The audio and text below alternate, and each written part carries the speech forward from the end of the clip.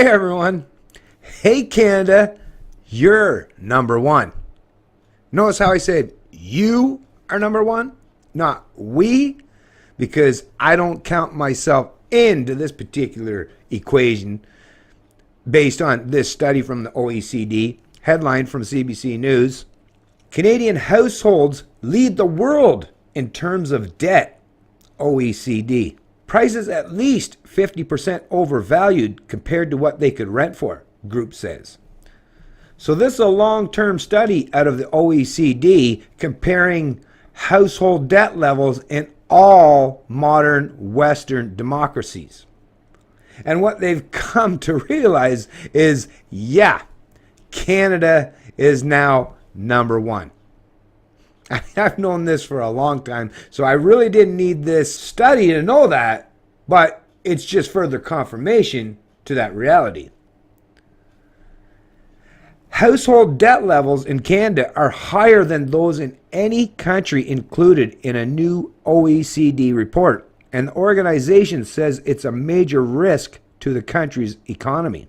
In a chapter of a report set to come out next month that has been released in advance, the Organization for Economic Cooperation and Development says that while virtually all countries saw their debt loads increase in years leading up to the credit crisis of 2007, most have seen their indebtedness decrease over time. So the U.S., right, always the leaders, man. That's one thing I've recognized my whole life is, and why I pay attention astutely to what happens down south, is they're always way ahead of the game, right? So the U.S. went through their big market correction, and while countries like Canada and some of these Scandinavian countries were like, oh, look at this, and the media personalities or the politicians or the pundits were taking advantage of that fact. It's like, oh, look at how terrible, oh, the Americans suck, right? Oh, no, what it is they pulled the needle out of their arm, right?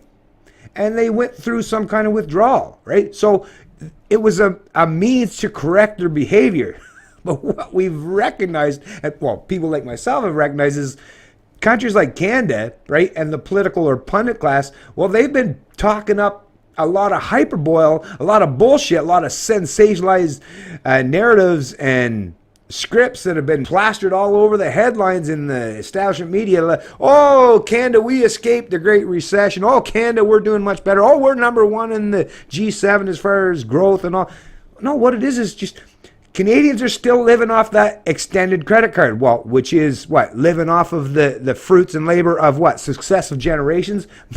Most countries are unwilling, while the people in the U.S. are unwilling to offload or force those obligations onto their youth, onto their successive generations. Canadians are unwilling at this point to say, no, we gotta fix this mess and deal with it ourselves rather than offload it on our successive generations. But at some stage of the game, Canadians are going to come to the point where that great collide is going to happen, because your successive generations are not going to be in any economic position to be able to bail you fuckers out.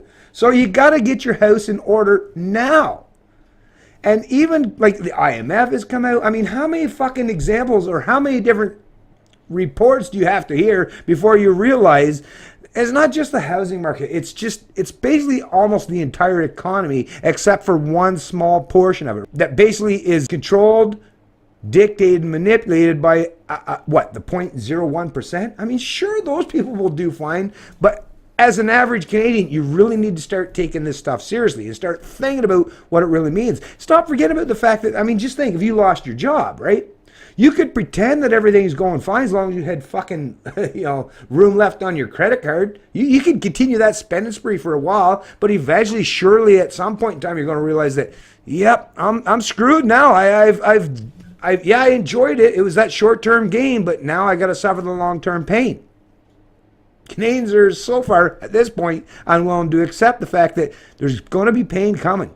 Winter is coming. But that's not the case for Canada and some Scandinavian countries, where household debt, as the OECD puts it, has continued to rise from high levels. So they were already at ridiculously high levels. And think about it, it's Canada and these Scandinavian countries. It's the very ones that, like I said, they haven't taken their medicine yet. They haven't pulled the fucking needle out of their arm. So yeah, it looks good, right? While you're still, still on that utopian high, I suppose it looks good from a casual observer's standpoint. But anyone that digs a little bit below the surface will realize, ooh, yeah, oh, you fuckers are going to be in a whole lot of trouble at some point in the future. The group calculated household debt levels compared to the size of the overall economy in 28 OECD nations and found that the household debt to GDP ratio in Canada was higher than in any other country studied at 101%. And GDP is what the entire country, all of the economic activity that happens in the run of a year. And think of how much that is. People are indebted in excess of that. I'm sure a lot of you might not quite understand what that means, but yeah, it's massively disturbing. There's some people that have said once it gets above 30, 40%, it gets to the point where it's like there's going to be a day of reckoning. Think about what it means when you're at 101%. Whew. In the United States, the ratio is just under 80%. In Germany and France, that ratio sits below 60%. In Italy, it's barely 40%. So, think about what we've heard about some of these countries in Europe and how bad they're doing. And yet, their debt levels pale in comparison to the average Canadian households.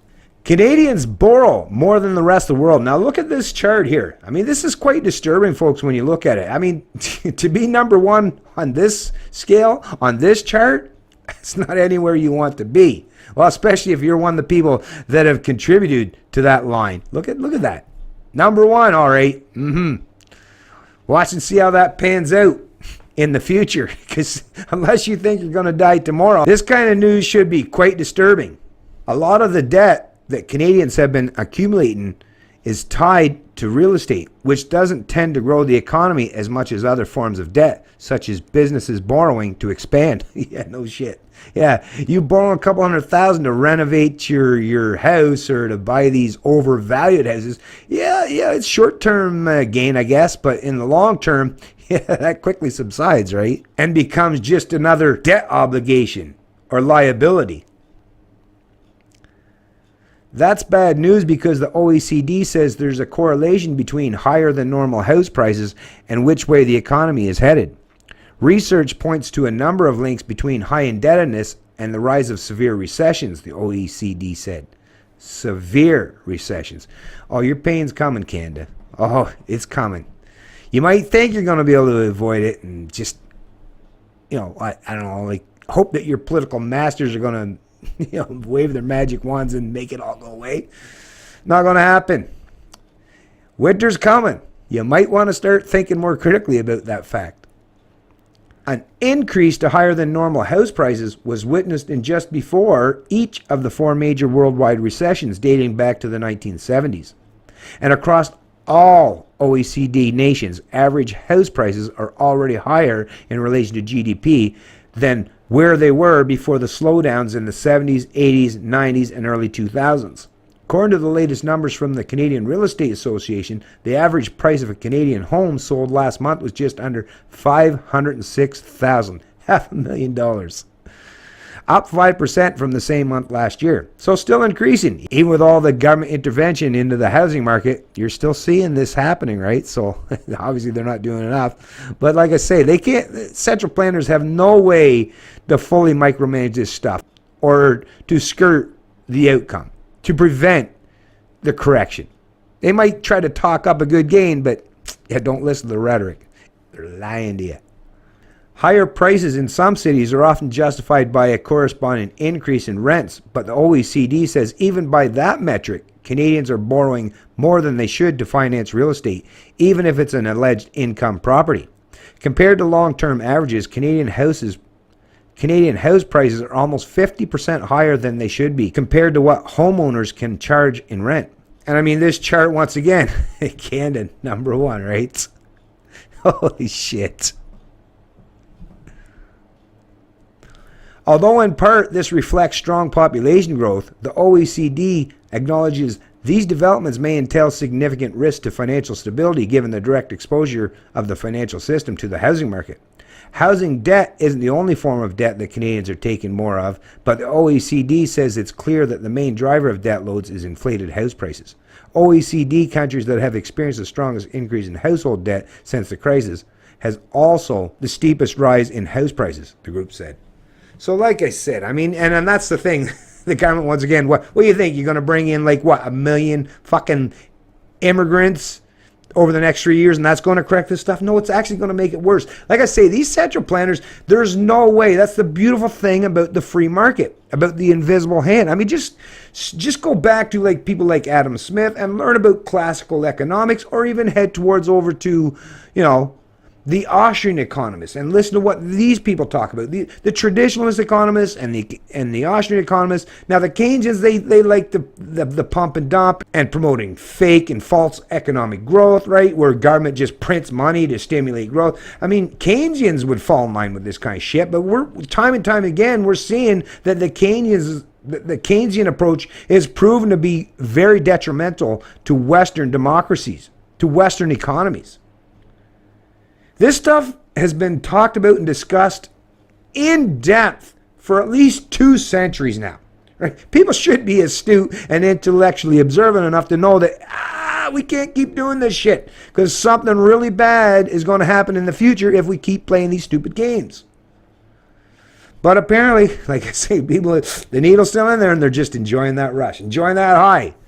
I don't know. What are fucking people suicidal? Or, well, no. Just short-term thinkers, right?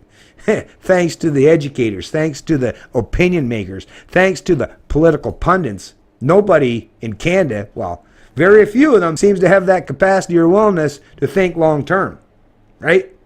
To do what's right now for long-term gain. No, everything's all about just enjoy the rush now, enjoy it. Hey, what's that? Oh yeah, John Maynard Keynes said, remember that? In the end, we're all dead anyways, right?